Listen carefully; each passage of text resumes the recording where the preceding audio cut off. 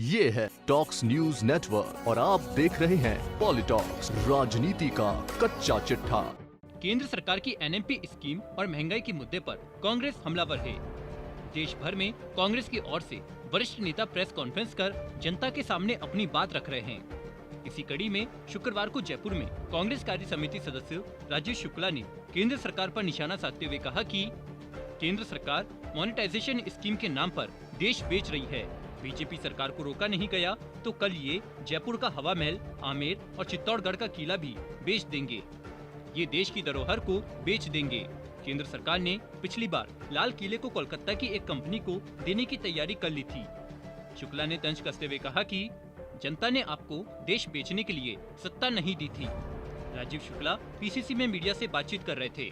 राजीव शुक्ला के बयान पर पलटवार करते हुए बीजेपी प्रदेश अध्यक्ष सतीश पूनिया ने कहा कि 2008 से लेकर 2013 तक यूपीए ने अनेक मंचों से भारत के हित बेचने का कार्य किया, जिसके बारे में पूरा देश जानता है। 10 वर्षों तक सरकार में रही भ्रष्ट यूपीए को देश की जनता ने लगातार 2 बार सबक सिखाते हुए विपक्ष के दर्जे लायक भी नहीं छोड़ा। पूनिया ने कहा कि राष्ट्रीय मुद्रीकरण पाइपलाइन के तहत मोदी सरकार का रेल, सड़क और बिजली जैसे क्षेत्रों में 6 लाख करोड़ रुपए की इंफ्रास्ट्रक्चर संपत्ति को 4 साल में मोनेटाइजेशन करने का प्रावधान है।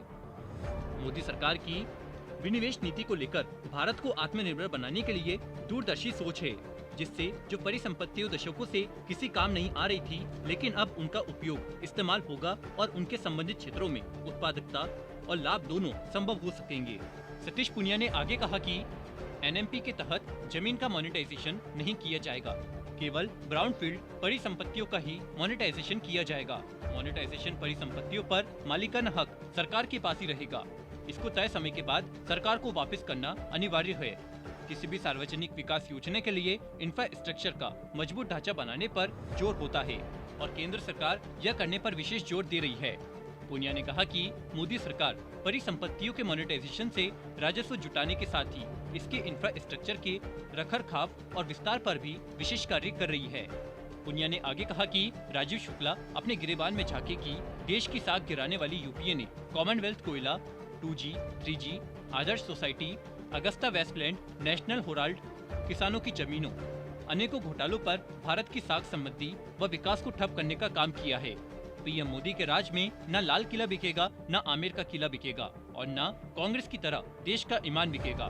प्रधानमंत्री मोदी देश के स्वाभिमान को दुनिया में बढ़ा रहे हैं और भारत को हर क्षेत्र में अधिक उन्नति के साथ आत्मनिर्भर बना रहे हैं और वह दिन भी दूर नहीं जब भारत विश्व शक्ति बनेगा। वहीं प्रदेश की गहलोत सरकार पर निशाना साधते हुए सतीश पूनिया ने कहा कि 2.5 साल में जन विरोधी गहलोत सरकार ने पूरे प्रदेश को बर्बाद कर दिया। आज देश में सबसे महंगी बिजली राजस्थान में देकर भ्रष्टाचार के कारण किसानों व उपभोक्ताओं को मिलने वाली बिजली में गहलोत सरकार कटौती कर रही है। वहीं कांग्रेस नेता राजीव शुक्ला के आरोपों पर पलटवार करते हुए बीजेपी के उपनेता प्रतिपक्ष राजेंद्र राठौड़ ने कहा कि केंद्र सरकार परिसंपत्तियों के मुद्रीकरण के लिए इंफ्रास्ट्रक्चर इन्वेस्टमेंट ट्रस्ट और रियल एस्टेट इन्वेस्टमेंट ट्रस्ट का उपयोग करेगी, जो म्यूचुअल फंड की तरह विभिन्न निवेश की पुलिंग करेगा। विडंबना है कि यूपीए सरकार के कार्यकाल में ही दिल्ली और मुंबई हवाई अड्डों का निजीकरण हुआ था। साथ ही 2G, कोलगेट और आदर्श जैसे घोटालों के कारण तत्कालीन यूपीए सरकार एक अलग तरह के मुद्रीकरण पर फोकस कर रही थी। अब राजीव शुक्ला किस मुंह से विरोध कर रहे हैं? पॉलिटॉक्स ब्यूरो, जयपुर। ये है टॉक्स न्यूज नेटवर्क और आप देख रहे हैं पॉलिटॉक्स, राजनीति का कच्चा चिट्ठा।